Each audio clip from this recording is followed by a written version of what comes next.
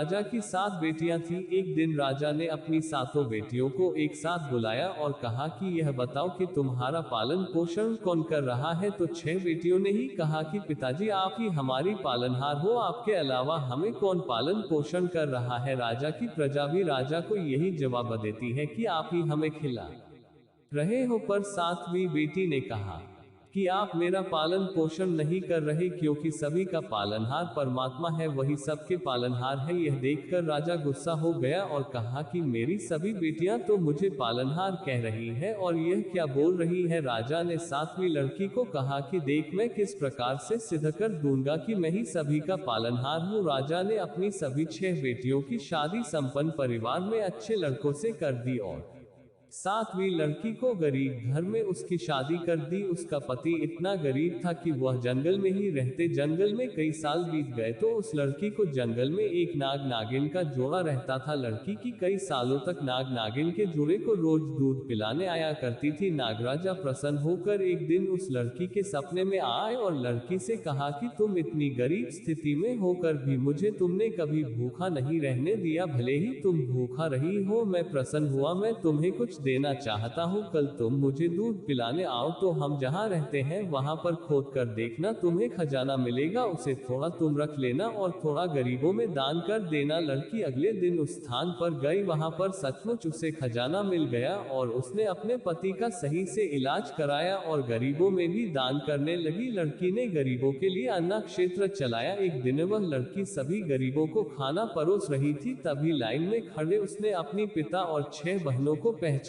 लिया। वह लड़की उनके पास गई और बोली पिताजी आपकी ऐसी हालत कैसे हुई। तो वह राजा बोला कि तुम हो कौन। लड़की ने भी की घटना बताई कि आपने मेरी शादी गरीब और बीमार लड़के से की। और यह देखकर राजा ने उस लड़की को पहचान लिया और बोला कि यह सब कैसे हुआ। तो लड़की ने पूछा आप यह बताओ कि आपकी ऐसी हालत कैसे हुई। राजा को अपनी गलती का पछतावा हुआ और लड़की से माफी मांगने लगा।